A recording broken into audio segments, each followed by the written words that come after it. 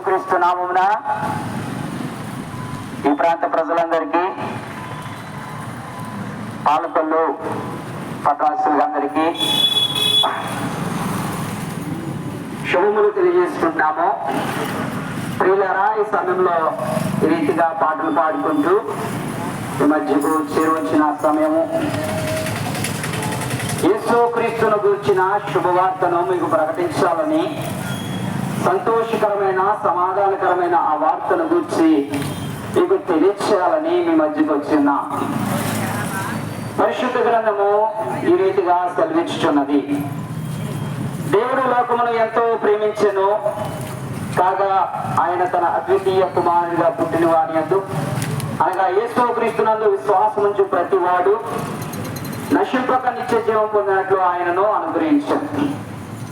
యేసుక్రీస్తును నమ్ముకుంటే, యేసుక్రీస్తును నమ్ముకుంటే మీకు దొరికేది ఏంటి అనే దాని గురించి మీకు శుభవార్తలు చెప్పాలనే ఆశతో మీ మధ్యకు వచ్చిన యేసుక్రీస్తును నమ్ముకుంటే మీరు దేవునితో యుగయుగములు జీవించగలిగే భాగ్యము మీకు అనుగ్రహించబడుతుంది.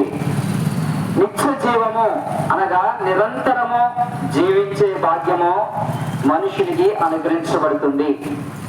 యుగ యుగములు దేవునితో, ఆ సర్వలోక చక్రవర్తి అయిన సర్వోన్నతుడైన ఆ దేవునితో జీవించగలిగే భాగ్యము ప్రజలందరికీ ఇవ్వాలని ప్రభు అయిన యేసుక్రీస్తు వారు ఈ లోకానికి వచ్చారు.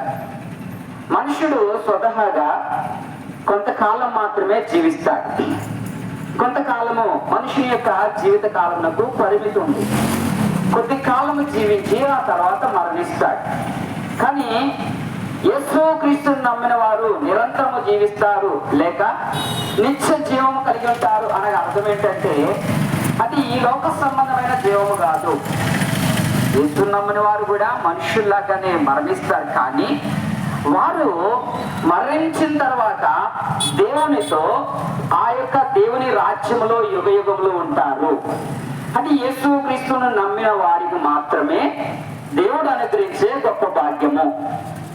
యేసుక్రీస్తును నమ్మమండి అంటే గనక నమ్మని వారికి శిక్ష విధించబడునని పరిశుద్ధ గ్రంథము తెలియజేస్తుంది.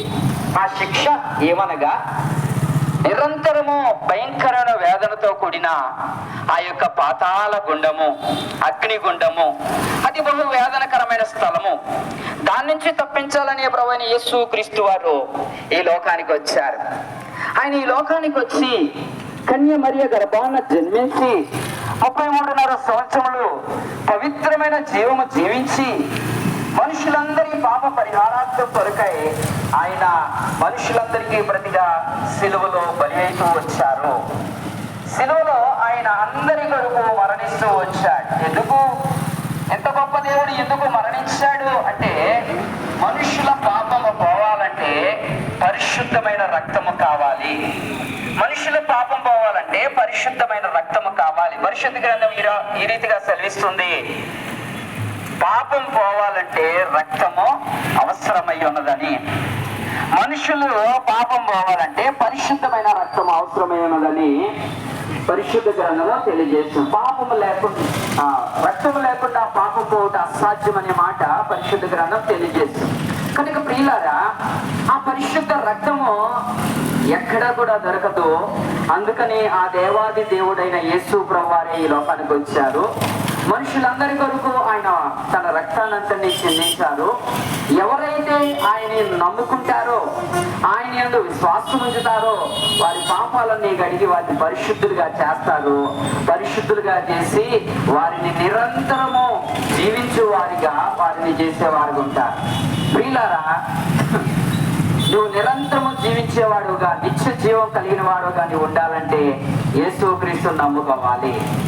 యేసుక్రీస్తును నమ్ముకుంటే నిరంతర జీవం మాత్రమే కాదు, ఈ లోక యాత్రలో కూడా ప్రభు మీకు సహాయం చేసేవారు ఉంటారు. అనగా ఈ భూమి మీద జీవించినంత కాలంలో నీ కలిగే శ్రమల్లో, కష్టాల్లో, దుఃఖాల్లో ఆయన నీకు తోడై నీకు సహాయం చేసేవారు ఉంటారు.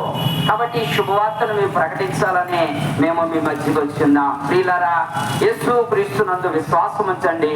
అప్పుడు మీరును మీ ఇంటి వారును గొప్ప రక్షణ పొందుతారు, నిత్య జీవం పొందుకుంటారు. కాబట్టి కృపను మీకు దయచేసి దీవించును గాక. ఆమేన్.